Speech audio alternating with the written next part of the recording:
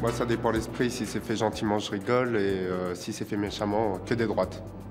Son père ou sa mère peut aussi un jour être handicapé et qu'il n'aimerait pas qu'on se moque de lui. On n'est jamais à l'abri d'un moindre accident et que être handicapé, ça arrive à tout le monde. J'essaierai de trouver un détail physique sur la personne qui s'est moquée et faire la même chose en fait, se moquer de lui. Finalement, j'essaierai de lui expliquer que c'est un peu lui qui a du mal avec la tolérance et que c'est lui l'handicapé en quelque sorte.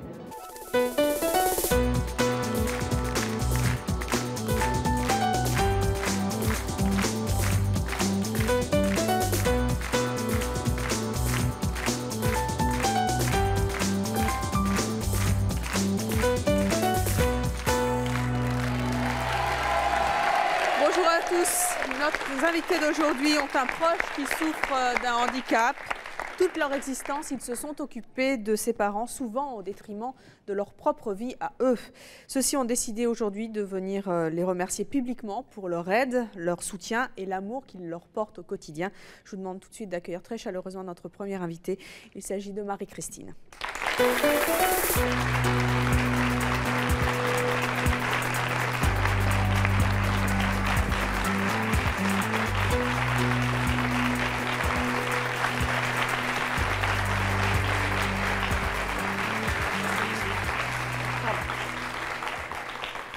Marie-Christine, bonjour. Bonjour Evelyne. Evelyne. Vous avez 41 ans, vous êtes J'ai mariée. 41 ans, je suis mariée. Vous avez 2 enfants, dont Céline. Oui. De quoi souffrez-vous? Je souffre depuis 17 ans d'une sclérose en plaques. Qu'est-ce que vous êtes venue dire aujourd'hui à votre fille? Je suis venue dire que les gens se moquaient beaucoup de nous parce qu'on est dans un fauteuil roulant et c'est pas nous qui l'a cherché. Hein? Donc, merci. Merci, messieurs, dames. Je vous remercie beaucoup. Au début de la maladie, une journée, on n'avait qu'une béquille. Le lendemain, on n'en a pas. Donc, le problème qu'il y a, c'est qu'on ne tient pas beaucoup debout. Le problème qu'il y a, c'est qu'on n'a plus de force. Les gens nous bousculent quand ils nous voient. Ils nous disent qu'est-ce qu'elle a encore bu, celle-ci? Elle est encore saoule. On se retourne et c'est pas vrai. Donc, j'ai ma fille, Céline, qui vient aujourd'hui témoigner avec moi. Parce qu'elle est vraiment découragée, qu'on nous reçoit très, Elle est très découragée. Comment elle vit le regard des autres? Le regard des autres, elle le vit méchamment. Parce que quand on va faire les courses, qu'on est dans le fauteuil, les gens nous disent « Cet handicapé-là, il doit rester à sa maison, il n'a pas à sortir. » Et je peux vous dire que c'est vrai, c'est vrai. Il faut être handicapé pour le savoir. Pourquoi c'est si important pour vous aujourd'hui de dire merci à votre fille? Je remercie beaucoup ma fille, parce que Céline, elle avait 4 ans quand j'ai eu la sclérose en plaques. Elle n'a jamais pu jouer à la poupée. Donc ça m'a fait très mal au cœur. Pourquoi est-ce qu'elle ne pouvait pas jouer à la poupée? Parce qu'à 4 ans, elle a commencé à faire le ménage. Et je peux vous dire que c'est vrai. Parce que c'est une maladie évolutive. Hein. C'est une maladie évolutive. On peut être debout et le mois d'après, on n'est plus debout. Il y a 15 jours, je pouvais encore faire quelques pas. Là, je n'en peux plus. Je ne peux plus. Qu'est-ce qu'elle a fait pour vous, votre fille? Le matin, elle me lave. Elle m'adore beaucoup. Je veux...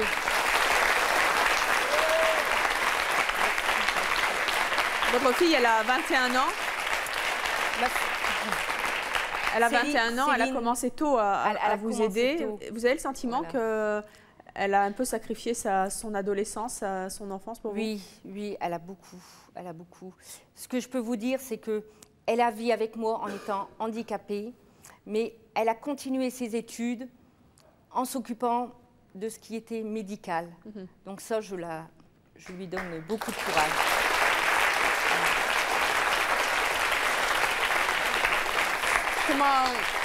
Comment est-ce que votre fille vit votre handicap au quotidien? Ce que je peux vous dire, c'est qu'elle a monté un ménage, elle vient d'avoir un petit garçon, elle habite à 80 km de chez moi, elle est partie, et tous les jours, elle me téléphone, parce qu'elle croit que comme elle est partie en décembre 2001, que la maladie s'est aggravée de sa faute.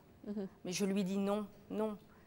On est tous comme ça, la maladie est calme et elle s'aggrave après. Donc, là, ce que je peux dire sur Céline. Qu'est-ce qu'elle représente, votre fille, pour vous? Beaucoup d'amour, et je l'aime, et je l'adore. Vous avez l'air d'avoir un moral d'acier. Et en plus, vous avez la pêche. Hein. Vous savez, Evelyne, ça fait 17 ans que j'ai cette maladie-là.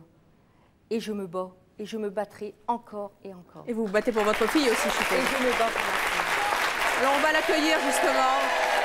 Je vous propose d'accueillir Céline.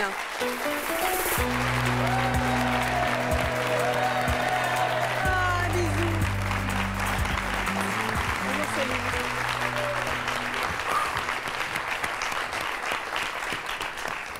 Céline, comment est-ce que vous vivez la maladie de votre maman?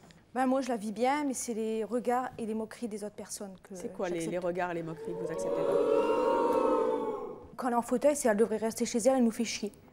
Ça vous met en colère ou ça vous attriste? Ça m'attriste et ça me met en colère. C'est de la haine, de la douleur, tout. Comment vous expliquez que les gens soient si moqueurs et voire même méchants envers votre maman? Parce que c'est des imbéciles.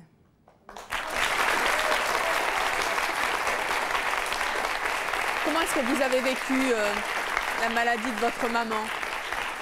Comment est-ce que vous avez vécu la maladie de votre maman? Moi, j'ai toujours bien vécu, mais c'est le regard et la méchanceté des gens que j'avais. C'était pas trop dur d'être toujours aux côtés de votre maman, de vous occuper d'elle, de la maison aussi? Non, c'est normal, on n'a qu'une mère, il faut l'aider.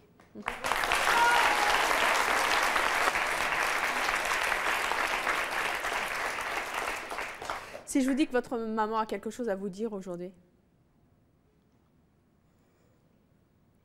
Je propose d'écouter ce qu'elle a à vous dire.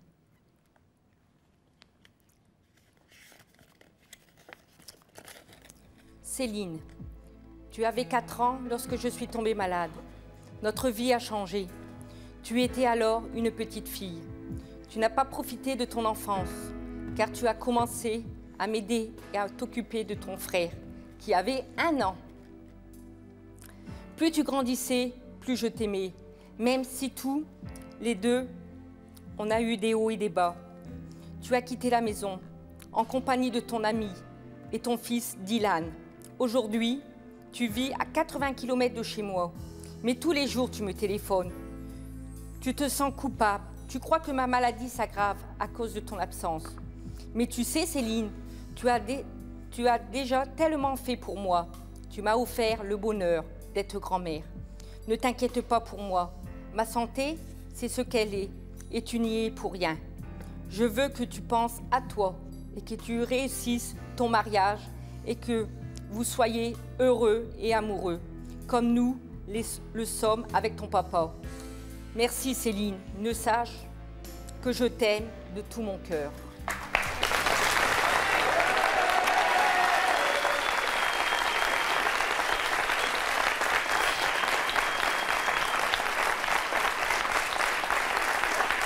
Vous avez entendu votre maman?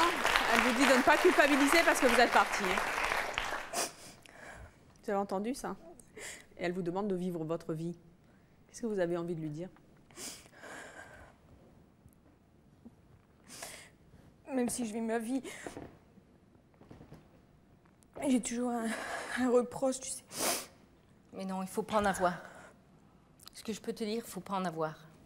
Ce que je te souhaite beaucoup, c'est que tu auras un très grand mariage. Voilà.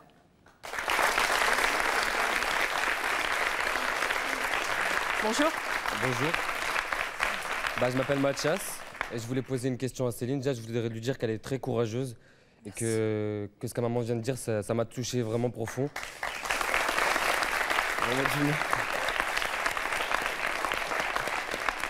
Et donc c'est une question pour Céline. Je voulais demander si des fois elle n'avait pas des réactions violentes face aux gens qui avaient des regards... Si. Est-ce que vous avez déjà été très très violente, genre frappée Une fois. Qu'est-ce qui s'est passé? Elle a dévisagé, après elle a commencé à insulter et là j'ai mis une claque. Qu'est-ce que ça vous fait d'entendre votre fille prendre les choses autant à cœur? Elle est comme moi. On est méchantes tous les deux. Et à fleur de peau. À fleur de peau. Voilà. Vous vous battez, vous avez bien raison. Continuez. Voilà, on se bat. Nous allons à présent accueillir nos prochains invités. Il s'agit de Katia et de Jean-Pierre.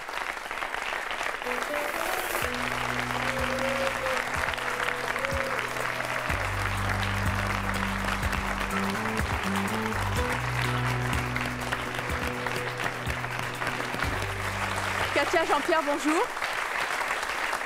Vous êtes tous les deux malentendants. C'est pourquoi nous avons demandé à François et à Fabien de nous servir d'interprètes. Ils vont donc se relayer pour traduire les questions que je vais vous poser avec le public. Katia, vous avez 49 ans, vous avez un enfant, vous êtes mariée à Jean-Pierre qui en a 63. Comment réagit votre fille à votre surdité? Quand elle était petite, quand elle avait 8-9 ans, moi, je lui demandais, par exemple, de m'aider, de faire des démarches pour moi, de téléphoner pour moi, parce que moi, j'étais isolé, j'avais pas de famille autour de moi qui puisse m'aider, il n'y avait personne qui puisse m'aider, il n'y avait que ma fille avec moi.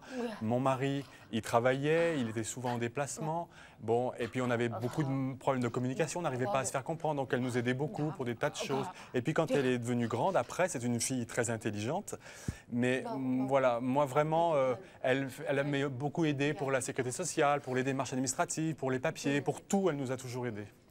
Voilà. C'est difficile de se faire comprendre hein, quand on est malentendant. Et c'est grâce à votre fille que vous faisiez entendre de ceux qui... Oui, oui, tout à fait. Qu'est-ce que vous êtes venu dire à votre fille aujourd'hui? Un énorme merci, que je l'aime beaucoup. Je voulais, voilà ce que je voulais lui dire.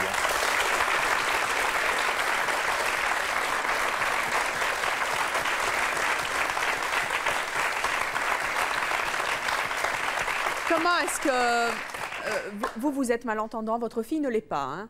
Hein. Comment est-ce qu'elle vit votre handicap au quotidien? Elle souffre un peu, elle fait beaucoup de choses pour nous et c'est vrai qu'elle aime beaucoup ses parents, bien sûr. Et bon, elle a des parents sourds, c'est pas sa faute, c'est comme ça. Et voilà. Et moi, je suis une grand-mère sourde maintenant. Comment vous parlez avec elle? On s'exprime en langue des signes avec elle, oui, tout à fait. Voilà. Les deux. Comment est-ce que... Oui, Jean-Pierre? Oui. Alors, la mère de ma femme ne voulait pas qu'elle parle en langue des signes, elle préférait parler. Mais moi, j'ai dit que c'était important que je donne la langue des signes à ma fille pour pouvoir parler avec elle en langue des signes. Sinon, vous lisez aussi sur les lèvres? Oui, on peut lire sur les lèvres aussi. Comment est-ce que Ilana va réagir à votre grand merci, à votre message aujourd'hui que vous lui lancez?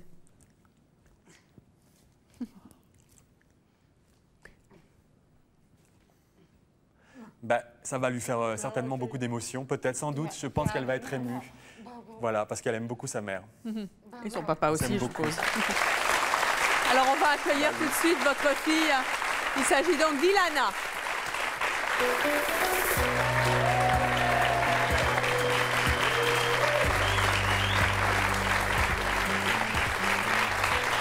Bonjour Ilana. Bonjour. Ilana, vous avez 27 ans, vous vivez maritalement, vous avez 2 enfants, oui. Vous êtes gestionnaire, vous êtes la fille de Katia. Hein. Oui. Jean-Pierre, c'est votre beau-papa. Mon beau-papa.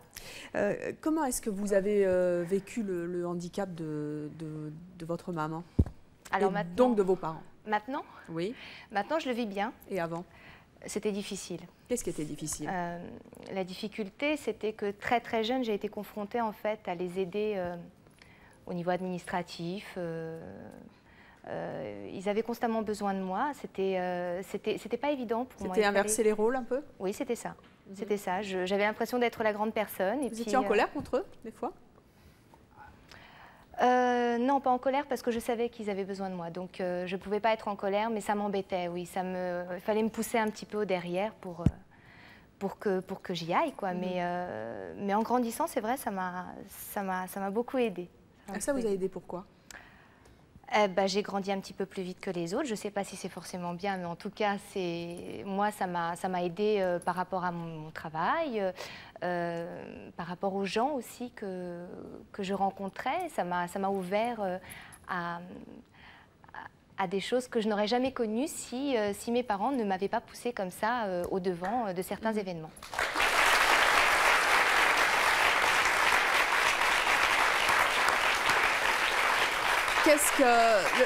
Comment est le regard des gens sur votre famille?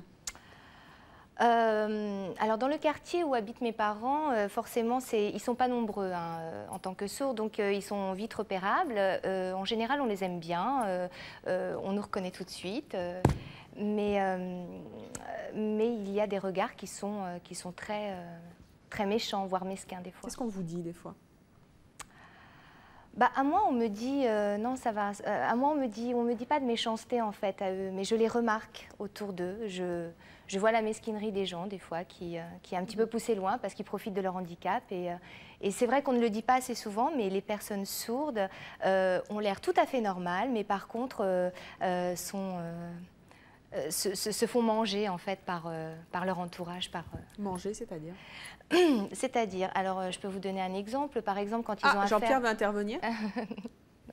Quand, par exemple, ils ont je sais pas, des travaux à faire à la maison, ils appellent des artisans, ça ne se passe pas toujours bien parce qu'on profite justement du fait qu'ils soient sourds pour soit bâcler un petit peu le travail ou leur grossir un petit peu la note, c'est facile. Donc c'est à ce moment-là que j'interviens et c'est à ce moment-là en fait que je réagis. Aujourd'hui, vous êtes mariée, vous avez des enfants. Oui. Vous ne vivez plus à la maison? Non, je ne vis plus à la maison, mais c'est vrai que je vis très près de mes parents. Enfin, très près. C'est un choix? Oui, tout à fait. Pour eux? Pour eux. Est-ce que c'est le choix de votre mari aussi? Non. Non? Non. Qu'est-ce qu'il dit, votre mari? Il aimerait bien s'éloigner. Son vœu, en fait, ça serait de partir même vivre à l'étranger. Dans quelques années, c'est vrai que moi, ça me retient. Je Vos peux parents? pas. Oui. Vous ne pouvez pas les laisser? Non. Qu'est-ce qui se passerait si vous les laissiez? Alors, qu'est-ce qui se passerait? Il se passerait, je pense sincèrement qu'ils pourraient se débrouiller. Mais moi, déjà de mon côté, j'ai vraiment trop pris l'habitude d'être toujours là. Et puis eux aussi. Donc c'est vrai que si je partais comme ça du jour au lendemain, il leur faudrait quand même pas mal de temps avant de s'adapter et d'aller vers l'avant. Il faut préciser aussi que ma maman, elle est pas française. On est d'origine bulgare, toutes les deux. Elle parle pas le français correctement. Donc c'est vrai qu'au point de vue administratif, elle est toujours embêtée. Elle aimerait, des fois, je la sens très motivée, elle a envie d'y aller. Mais c'est le problème de la langue. Et puis en plus de la surdité, ça fait beaucoup. Alors, moi, j'ai quelque chose à vous dire. Oui. Pas moi, en fait. Ah. Vos parents. Ah. Ils ont tenu aujourd'hui à vous remercier et à vous faire une surprise pour vous exprimer ce merci. Ils vous ont écrit un texte. C'est à vous de le lire, je pense.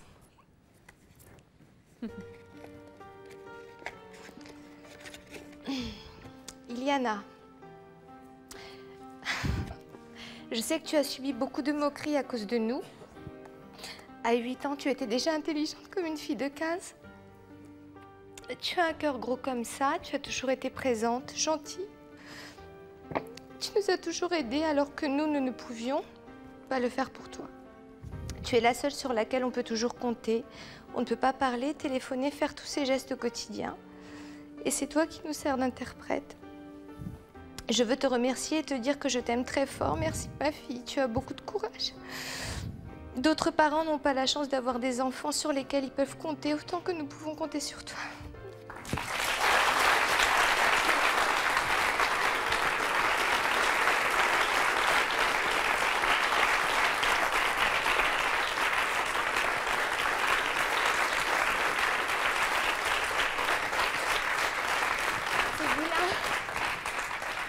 C'est vilain.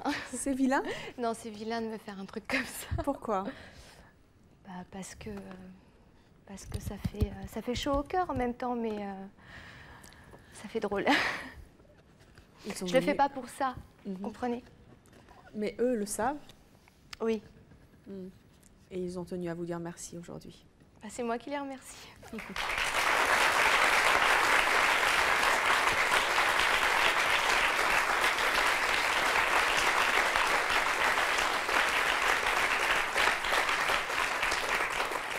Iliana, est-ce que vous avez envie de lancer un message à tous ceux qui ne comprendraient pas, qui ne peuvent pas admettre qu'on puisse vivre avec, aider autant, se sacrifier pour ou le handicap des autres? Oui, j'ai envie simplement de dire, d'une part, quand on a des parents, quels qu'ils soient, qu'ils soient sourds, qu'ils aient n'importe quel handicap, moi, je pense qu'on se doit d'être là pour les aider, c'est important. Et puis, alors, aux gens qui trouvent ça peut-être un petit peu bizarre de s'investir autant pour eux, je leur dirais que seulement de le vivre, on peut le comprendre que si on le vit. Donc, et puis je voudrais aussi dire surtout qu'ils sont sourds, mais ils sont que sourds. Il n'y a que ça. Ils comprennent très bien. Et donc, que les autres ne profitent pas justement de leur gentillesse, car ils ont aussi le droit d'être gentils, comme tout le monde. C'est vrai. Je vous demande d'accueillir notre prochaine invitée. Il s'agit de Martine.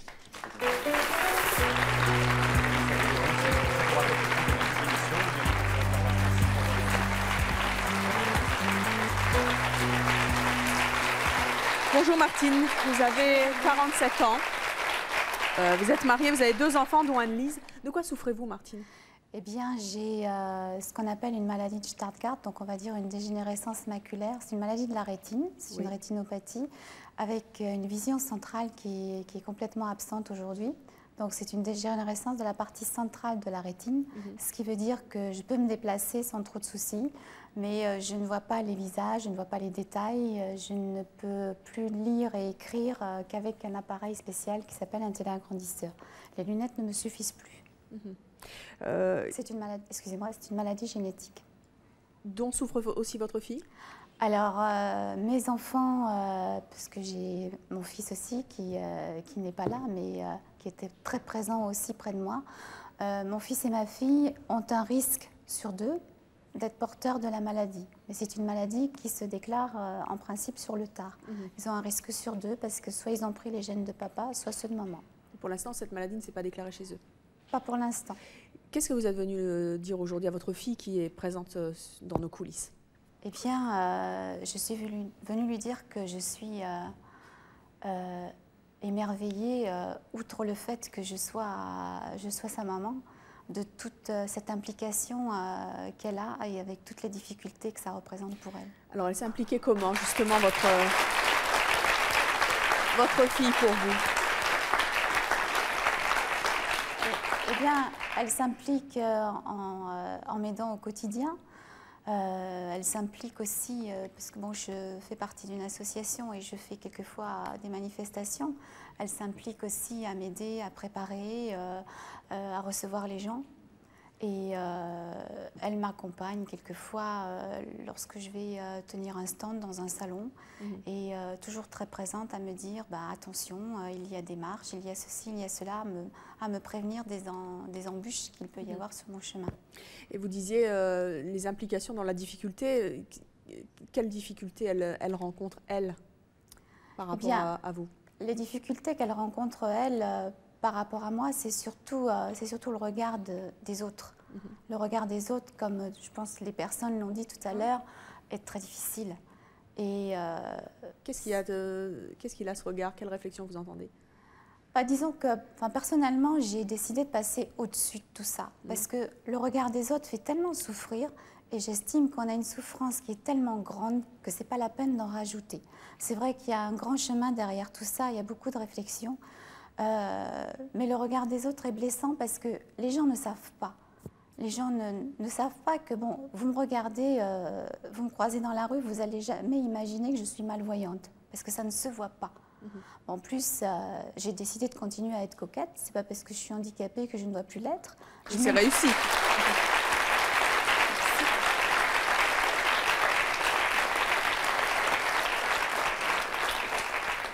Donc je dirais que dans mon handicap, quelque part, j'ai un peu tout faux, puisque je me maquille. Donc, et je me balade avec une canne blanche. Donc j'évite les obstacles, puisque bon, la vision périphérique, je l'ai. Donc c'est vrai que quelquefois, bon, si j'ai pas la canne ou si par exemple je trébuche, je vais entendre c'est pas bien de boire comme ça, comme certaines personnes l'ont dit tout à l'heure.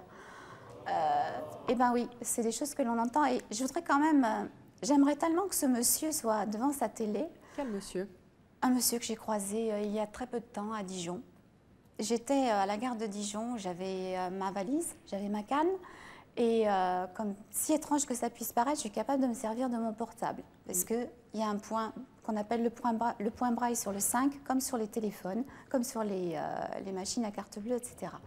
Et donc, j'étais en train de téléphoner à quelqu'un, et puis, je ne sais pas pourquoi, pourtant je ne le vois pas le portable, hein, je ne vois pas l'écran, rien, mais je le regarde. Et donc, j'étais en train de regarder mon portable, et puis, j'ai composé le numéro et j'avais la canne. Et il y a un monsieur qui est passé à ce moment-là et qui a dit « ça joue les aveugles et ça téléphone au portable ». Et alors, généralement, quand c'est comme ça, je me retourne et puis j'explique aux gens en leur disant que c'est des choses qui pourraient lui arriver aussi à lui. Mais là, je ne sais pas, il est passé tellement furtivement en faisant un petit peu l'autruche que je me suis retournée. Pour la première fois de ma vie, j'ai crié « pauvre tâche ».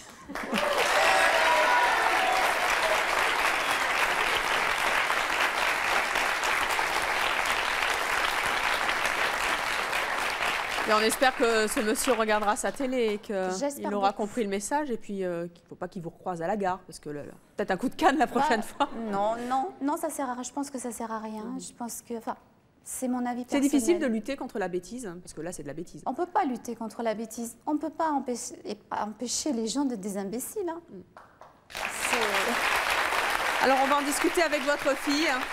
Je vous propose d'accueillir Anne-Lise.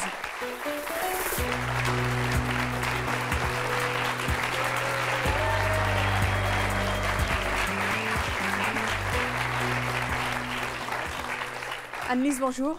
Bonjour. Vous avez 15 ans. Oui. Vous êtes la fille de Martine. Oui. On peut se tutoyer?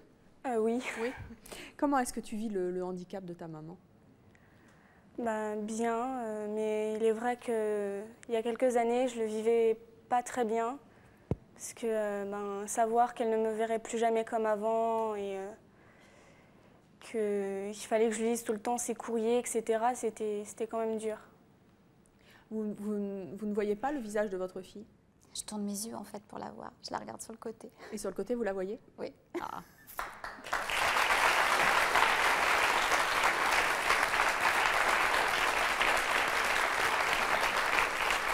Le regard des autres, Anne-Lise, vous l'avez vécu comment? Enfin, tu l'as vécu comment? Très mal, parce que je me demandais pourquoi ils regardaient ma mère comme ça, et, alors que finalement elle n'avait qu'une canne et que elle avait un cœur comme les autres. C'était une femme comme les autres. À l'école, comment ça se passait et comment ça se passe encore aujourd'hui?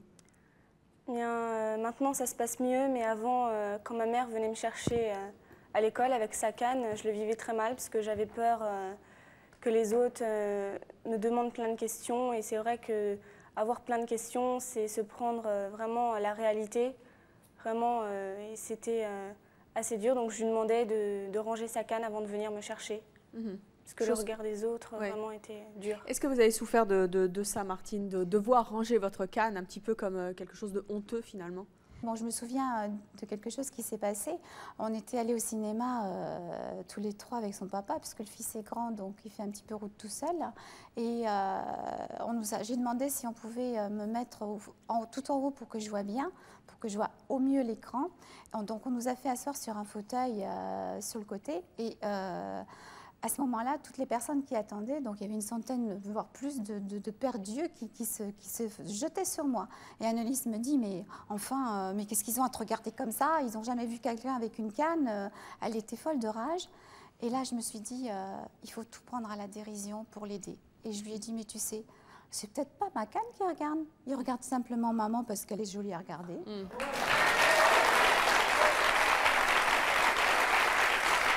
Et non seulement elle est jolie, mais elle a fait une très jolie fille en plus. Anne-Lise, est-ce que tu as le... On était deux quand même. On était deux à la faire. Oui, mais je n'ai pas la chance de connaître le papa, mais en tout cas, la moitié de maman, elle est vraiment pas mal.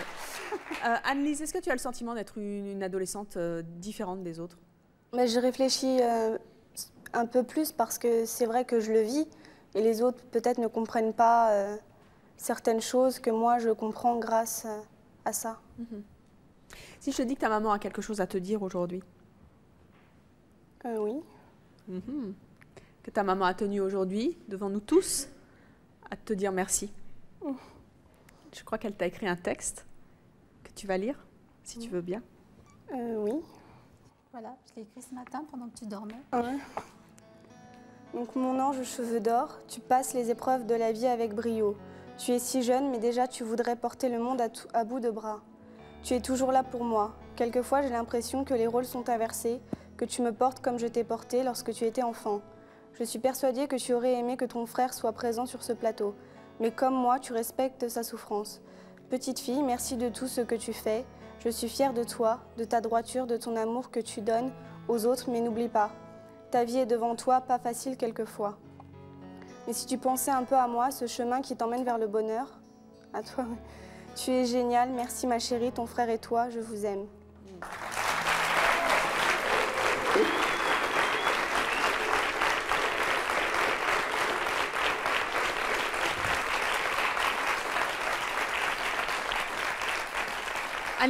Annelise, qu'est-ce que vous avez envie de dire à tous les gens qui se sont moqués, qui se moquent et qui pourraient être amenés demain à se moquer encore de votre maman, s'ils osent?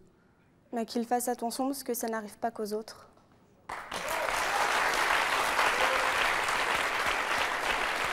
Et je propose maintenant d'accueillir notre prochain invité. Il s'agit de Félix.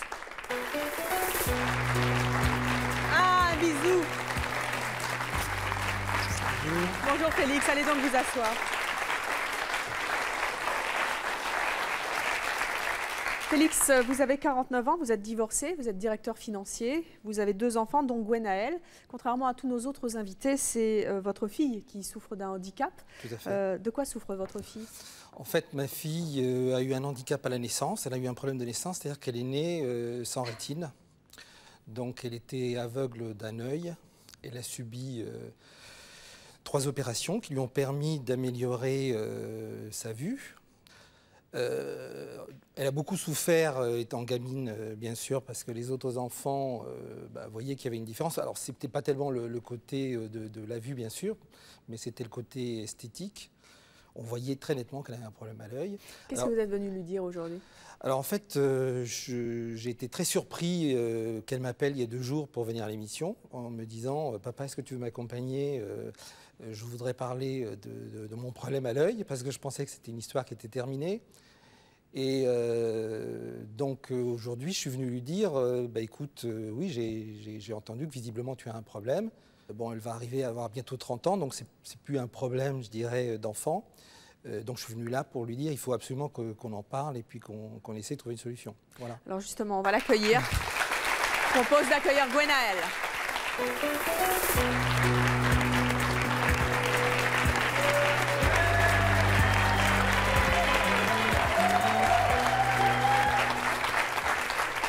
Gwenaël, bonjour. Bonjour Evelyne. Vous avez 27 ans. Oui. Comment est-ce que vous vivez votre handicap?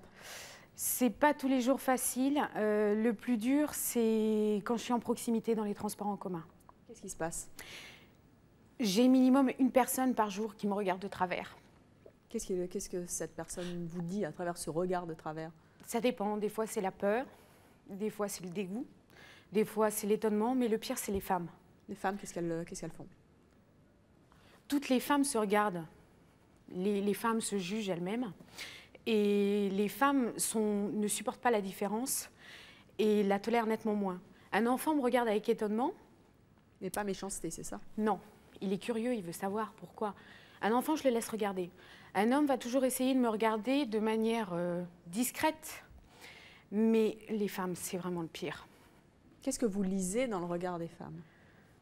Ça dépend, la peur, l'étonnement, mais même parfois ça va jusqu'au dégoût et c'est ça qui est le pire. Quand vous lisez ça, vous êtes dans le bus et que vous lisez ce regard de dégoût chez les autres femmes, qu'est-ce que vous faites? Je tourne la tête. Une seule fois, j'ai une femme qui a vraiment insisté, j'ai chronométré, elle m'a regardé pendant 10 minutes. 10 minutes? 10 minutes. Au bout de 10 minutes, j'ai craqué. Je l'ai regardée droit dans les yeux, j'ai dit « Excusez-moi, il y a quelque chose qui ne va pas ?» Elle m'a regardée, elle m'a dit « C'est moi que vous regardez ?» Je fais « Oui ». Elle me fait « Non, tout va bien, pourquoi ?» Je fais « Parce que ça fait 10 minutes que vous me regardez. Si vous voulez une photo dédicacée, vous me demandez, je vous la fais tout de suite. »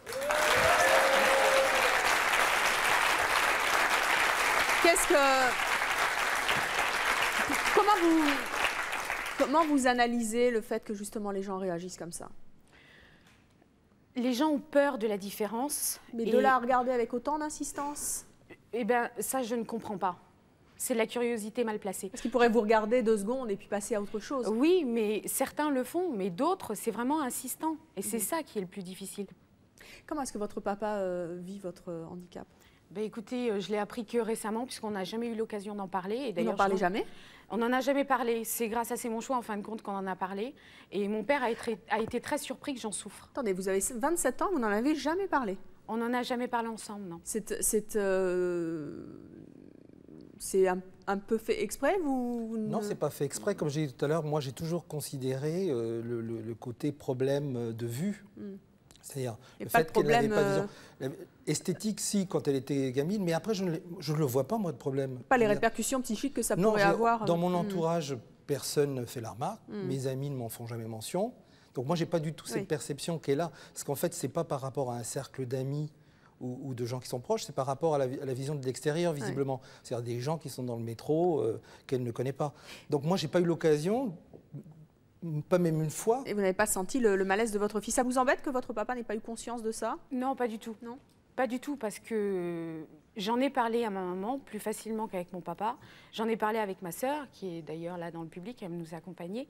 Mais bon, avec mon père, non, on n'en a jamais eu l'occasion. Et non, certainement pas, c'est pas quelque chose dont j'en veux à mon père, parce que si j'avais vraiment eu besoin de lui en parler, je lui en aurais parlé directement.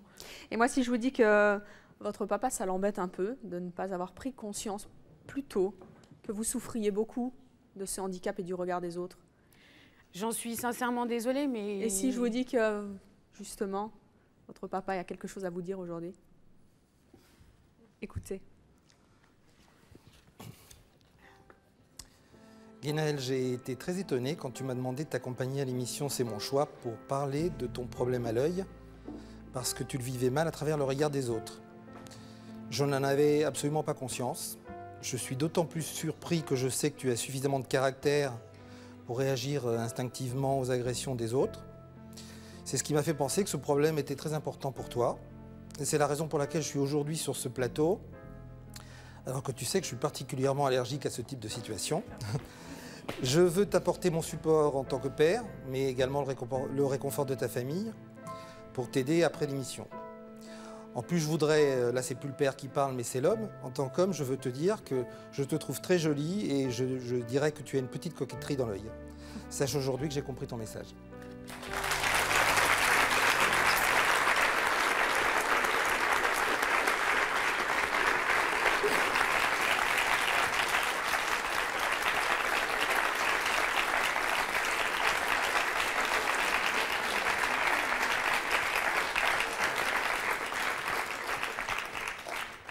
Qu'est-ce que vous avez envie de dire, Guénaëlle, à votre papa?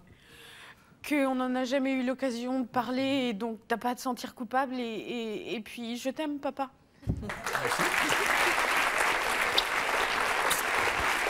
Et à tous ceux et à toutes celles qui vous regardent de travers, comme vous avez dit tout à l'heure, dans les transports en commun et ailleurs, qu'est-ce que vous avez envie de leur dire? J'ai juste envie de leur dire que s'ils se posent des questions, autant qu'ils viennent me les poser directement, au lieu de me regarder comme ça bizarrement, c'est vraiment insupportable. Le message est lancé. Je propose d'accueillir notre prochain invité, il s'agit de Pierre.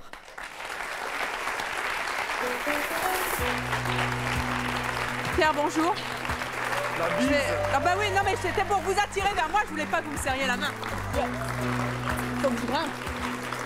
Restez à votre côté de moi parce que justement pour parler de votre taille que je vous garde, vous mesurez 2,8 m. 5. 5? Ah bah j'ai 8. Oh, on vous a grandi de 3 cm encore. Qu'est-ce que vous êtes venu dire aujourd'hui à votre maman? Déjà que je remercie parce que bon, elle me soutient dans la rue, tous les regards. Parce que vous êtes très grand? Oui. Et que vous en souffrez? Tout à fait. Qu'est-ce qu'on vous dit? Personne ne me le dit, c'est derrière en fait, ça se passe. Moi je peux pas voir, c'est quand j'ai des amis, elles vont derrière, elles regardent tous les regards en fait. Et j'essaye de regarder, mais hop, les personnes s'en vont et fuient quoi. Et qu'est-ce qu'elles vous traduisent, vos copines et vos copains? Disons, il est grand, il est grand. C'est parce que vous ne faites pas partie d'une équipe de basket, sinon on dirait pas ça. Si, j'en fais. C'est vrai? Et ben alors parce que tout le monde me dit, tiens, t'es grand, tu fais du basket, à cause de ça, j'ai arrêté le basket pendant 3 ans. C'est vrai? Ouais. Bah faites un truc, j'ai fait une gaffe alors. Non, mais ah bah si, vous pouvez le dire, hein. Non, mais j'ai repris depuis mes 3 ans, en fait, j'ai perdu de la technique, mais bon, à cause de ça, j'ai perdu 3 ans, quoi. Quand vous étiez très jeune, vous mesuriez combien? J'étais tout le temps grand. Tout le temps grand? Toujours. Tout le temps. Il y a bien un moment quand même où vous avez été... Non, Non, je sais pas, pendant la kermesse, je sais pas, par exemple, on était déguisés en chenilles. Ma mère savait très bien parce que c'était moi la bosse. La bosse, c'était moi. Donc, Mais c'est mignon. C'était mignon. Comme ça, elle pouvait vous suivre à la trace. Voilà. Maman. Et votre maman, comment elle vit tout ça? Elle le vit bien, elle le vit en humour. Ouais.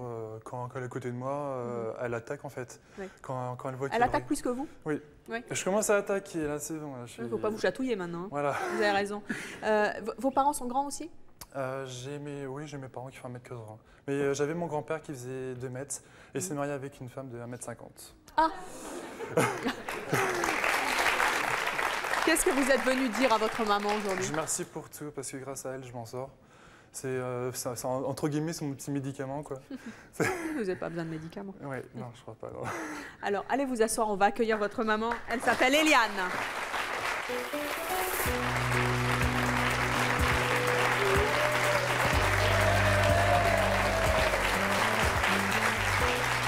Bonjour Eliane. Bonjour à tous. Eliane, vous avez 51 ans, vous êtes divorcée, vous avez 3 enfants, dont Pierre.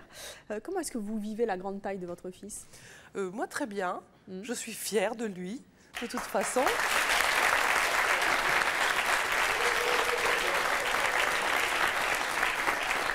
Il a toujours été très grand, même à la naissance. Et donc, combien il mesurait à la naissance? 54 et 4,5 kg. Oui, c'est pas mal. Hein. Ça fait déjà un bon petit bébé. Bon, quand il y avait des balles masquées à l'école, etc., il y avait tous les petits de maternelle, plus un grand, Pierre. J'avais pas de problème pour le... Et c'est pratique aussi pour attraper les pompons dans les manèges, vous savez. C'est vous qui les récoltiez tout le temps. Souvent, j'aide les personnes âgées. Oh, vous pouvez pas m'attraper la petite conserve? Je dis, Oh. attendez, c'est raté. Et le regard des autres, comment vous le vivez? Moi, je le vis assez mal. Parce que, bon, Pierre est quand même un garçon un peu timide, enfin moins timide maintenant, mais bon, réservé. Et bon, tout jeune, pas de problème.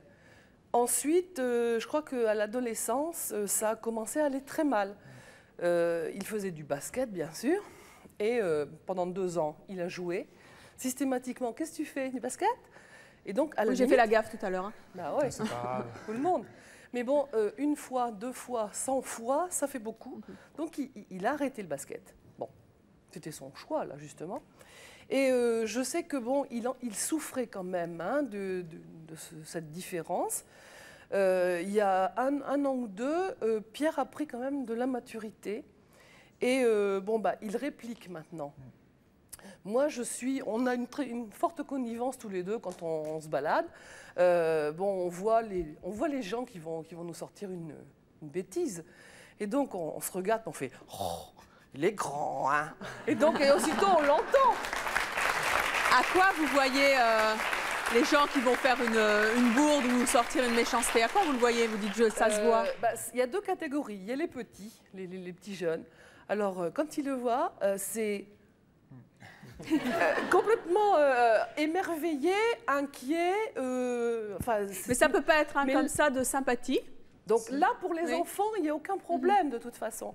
Mais pour bon, les personnes plus âgées, certains jeunes, c'est... alors il fait beau là-haut, etc. Enfin, et par moments, c'est très pénible. C'est la répétition qui est agaçante. Ouais, c'est girafe, la grue, etc. Mais c'est dépassé maintenant. Hein. C'est bon, j'assume.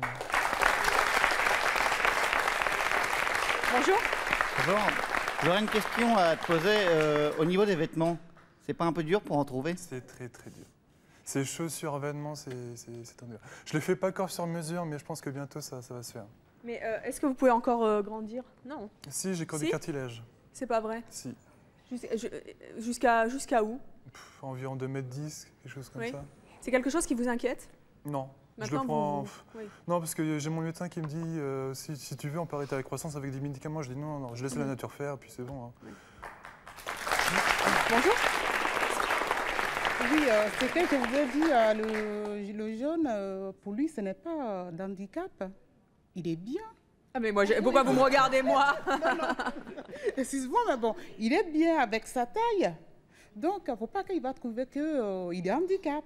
Peut-être lui, peut-être il pense qu'il est handicap. Il y a des fois, c'était une fois, on est sorti avec ma mère dans un centre commercial et je voyais plein de regards. Je dis, maman, on arrête, on rentre chez moi, ça, j'en pouvais plus. Ça m'énervait le regard, je sais pas, c'était comme des mitraillettes, ça mitraillait en fait. Ça me tue pas entre... C'est la différence qui vous embête et vous en avez ras-le-bol. Pour eux, c'est un handicap, mais moi, je ne le sens pas comme un handicap. Bien sûr.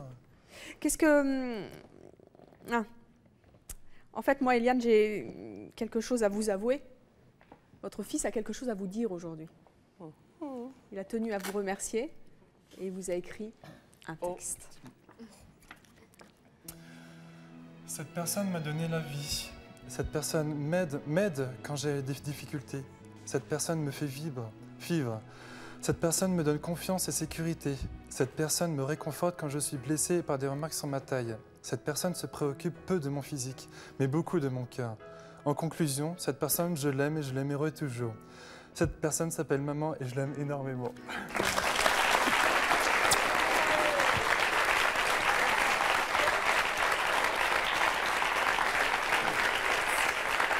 Et si ça peut vous rassurer un peu plus, votre physique va très bien, Pierre, ne vous inquiétez pas.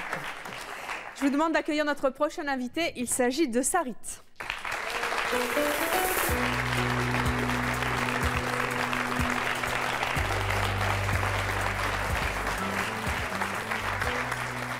Sarit, bonjour. Bonjour. Vous avez 18 ans, vous avez un joli prénom et votre sœur en a un joli, c'est Hortal. Oui. C'est très beau. De quoi souffrez-vous, Sarit? D'une hémiatrophie faciale de Romberg, dite coup de sabre. C'est le système immunitaire qui ne reconnaît pas les globules. Qu'est-ce que vous êtes venu dire aujourd'hui à votre sœur? Je voudrais la remercier pour tout ce qu'elle m'a apporté. Elle m'a donné confiance en moi. Et grâce à elle, j'ai pu surmonter tout ça. Surmonter tout ça, c'est quoi tout ça? Tous les gens qui ont pu se moquer dans la rue. Et à l'école, comment ça se passait? En fait, à cause de cette maladie, j'ai pris du poids. Et on se moquait souvent de mon poids et de ma maladie. On m'appelait souvent Quasimodo, à cause de ma joue, quoi. Et comment la petite fille que vous étiez réagissait à ça? Au début, je l'avais mal vécu. Maintenant, ça va mieux, quoi. J'ai pris mon courage à deux mains et bon, Qu'est-ce que c'est prendre son courage à deux mains? Un matin, je me suis levée, j'ai dit, bon, faut que je sorte de mon lit, quoi. Parce que je ne sortais pas de chez moi. En fait, après mon opération, parce que j'ai subi des opérations. Donc, j'ai pris mon courage à deux mains, je suis sortie et voilà.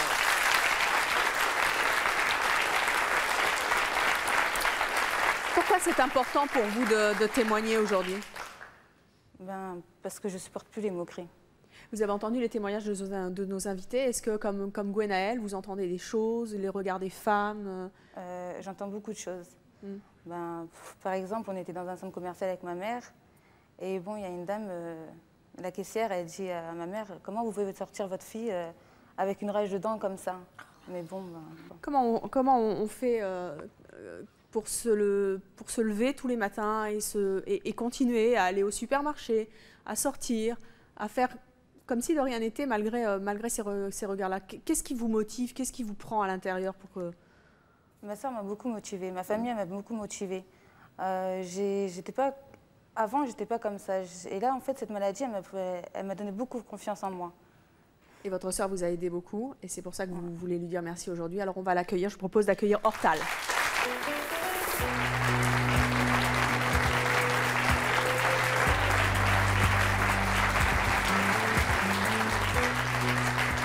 Bonjour Hortal. Bonjour. Vous avez 19 ans. Oui. Comment est-ce que vous vivez la maladie de votre sœur? Un peu difficilement. En fait, c'est dur de l'accompagner tous les jours dans la vie. Et pourquoi? Avec les critiques des gens dans la rue, dehors, à chaque fois qu'on va dans un endroit public, il y a des regards qui se tournent vers elle. Et c'est vrai que c'est un petit peu difficile, mais bon. C'est décourageant? C'est décourageant, pas vraiment, parce qu'en fait, elle a la force de... Enfin, on voit quand même qu'elle est assez forte comme fille. Mais qu'est-ce qui lui donne la force, justement? Je pense que c'est le soutien de ses amis, de ses parents, tout en général, quoi. Et le vôtre aussi? Ouais, un peu. Comment vous vivez justement ce regard des autres? Comment vous y répondez-vous personnellement? Moi, en fait, j'aimerais bien pouvoir ouvrir ma bouche et leur dire franchement ce que je pense à chaque fois qu'il y a une remarque ou quelque chose de déplacé, mais on n'ose pas toujours. Mais dans ma tête, c'est clair que je me dis qu'ils devraient peut-être s'occuper de leurs affaires et puis d'accepter, de réfléchir et d'accepter les autres comme ils sont. Est-ce que l'apparence de votre sœur a pu changer votre comportement? Est-ce qu'il y a des choses que vous lui dites pas, vous prenez des gants, des choses comme ça? Oui, déjà mon comportement envers les autres, parce que c'est vrai qu'avant, j'avais plus tendance à faire comme les autres, quoi, à regarder dès que c'était un petit peu étonnant, ou enfin je regardais. Et maintenant, un peu moins, dans mon regard, je sens qu'il y a quelque chose qui a changé. Et puis vis-à-vis d'elle, c'est vrai qu'aussi j'essaye de lui comprendre que je ne dis pas ça pour lui faire mal, mais plutôt pour justement qu'elle se sente mieux avec les autres, quoi. Moi, si je vous dis que votre sœur a quelque chose à vous dire aujourd'hui, si je vous dis qu'elle a tenu à vous écrire un texte et à vous le lire. Ma grande sœur chérie, durant ces 12 années, tout était si parfait. Et la maladie est arrivée. Et tout a basculé. Je voulais te remercier pour tout ce que tu m'as apporté, car lorsque j'étais déprimée, tu étais là pour me réconforter. Mais aujourd'hui, je suis épanouie, et cela grâce à toi, car tu es l'une des personnes qui a su me causer cette joie. Je t'aime.